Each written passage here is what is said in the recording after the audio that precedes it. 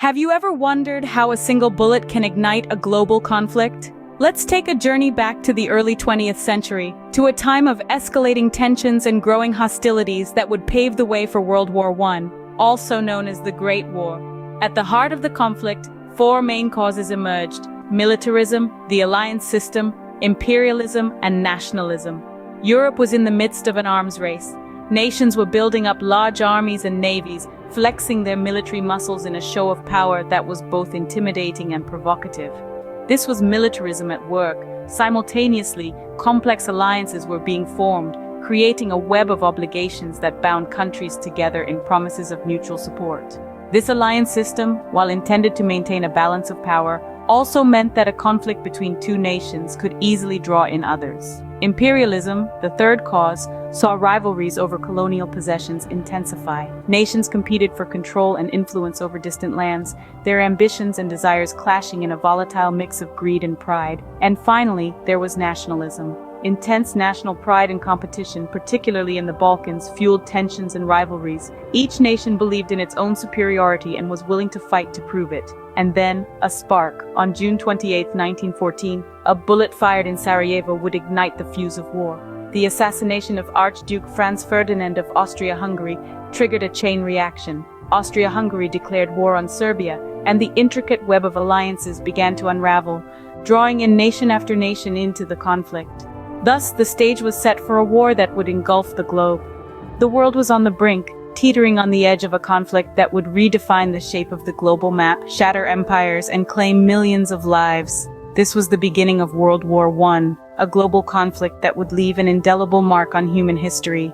Imagine a world where every step could be your last, where the fields are no longer green but a muddy brown. Welcome to the fronts of World War I. The Western Front, stretching from the English Channel to the Swiss border, was a horrifying landscape of trenches, barbed wire, and shell craters. The soldiers lived in squalid conditions, surrounded by the constant threat of machine gun fire, snipers, and artillery barrages. The Battle of the Marne in September 1914 became a defining moment on this front. The German advance into France was halted, changing the nature of warfare from rapid movement to stagnant trench warfare.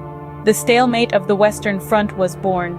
Meanwhile, the Eastern Front was a contrasting image, marked by fluid and dynamic battles. Here, Germany and Austria-Hungary faced off against Russia in a series of conflicts over vast expanses.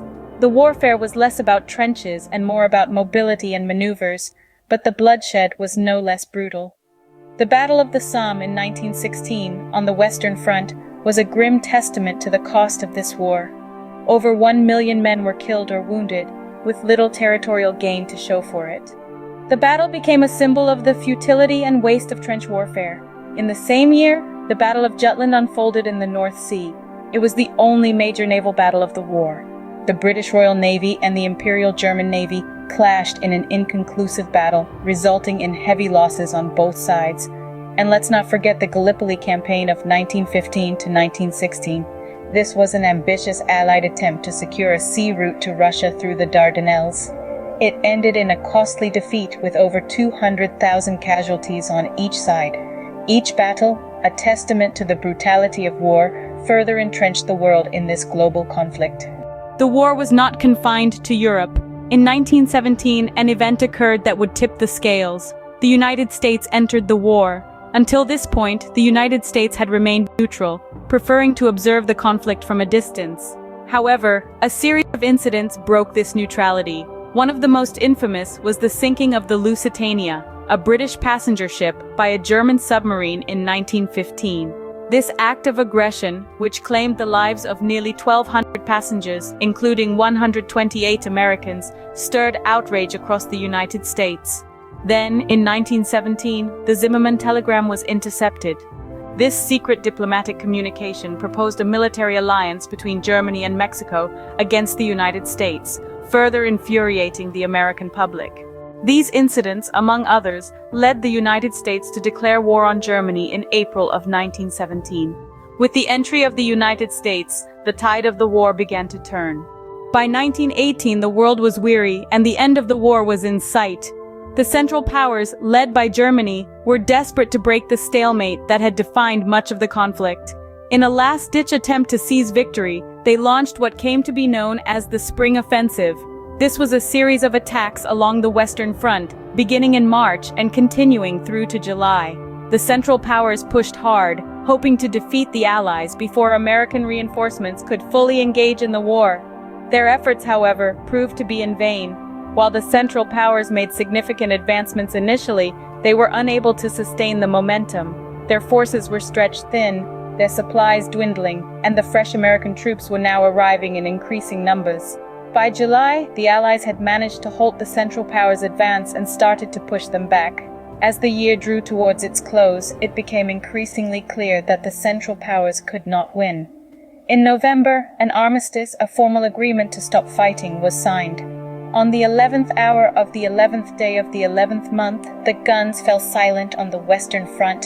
The Great War was over, but the signing of the armistice was not the end of the story. The following year, in 1919, representatives from the victorious Allied powers met in the Palace of Versailles, outside Paris. There, they drafted a peace treaty to formally end the state of war. The Treaty of Versailles, as it came to be known, imposed harsh terms on Germany, forcing them to take full responsibility for the war and to pay massive reparations. These terms were met with anger and resentment in Germany. Many Germans felt the treaty was unfair, even humiliating. Little did they know, these seeds of discontent would, in time, sprout into another, even more devastating war. And so the Great War ended, but its impact was far from over. The guns fell silent, but the world had changed forever. As the dust of World War I settled, the world was to grapple with the aftermath of a war of such magnitude never seen before. The human cost of the war was staggering. Countless lives were lost, both military and civilian, with millions more wounded or displaced. Families were torn apart, communities shattered, and entire nations left mourning. This was a war that didn't differentiate between soldier and civilian, making it one of the most devastating in human history. But the war didn't just leave physical scars. It altered the political landscape of the world. Empires that once stood tall, including the Austro-Hungarian, Ottoman, Russian, and German empires, crumbled under the weight of conflict, giving rise to new nations. The map of the world was redrawn as borders shifted and new countries were born. In many ways, the world we know today was shaped in the aftermath of the Great War. In an effort to prevent such a catastrophe from happening again, the League of Nations was established.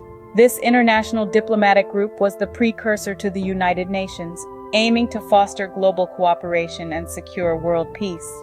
It was a noble endeavor, though its effectiveness would later be questioned. Yet the legacy of the war was marred by the Treaty of Versailles. The peace treaty, signed in 1919, imposed harsh terms on Germany, arguably sowing the seeds for another global conflict. The economic hardships and resentment it fostered in Germany would eventually lead to the rise of Adolf Hitler and the start of World War II. World War I, a war to end all wars, instead laid the groundwork for future conflicts, shaping the world we know today. This war, with its widespread destruction and profound consequences, stands as a stark reminder of the cost of conflict and the importance of striving for peace.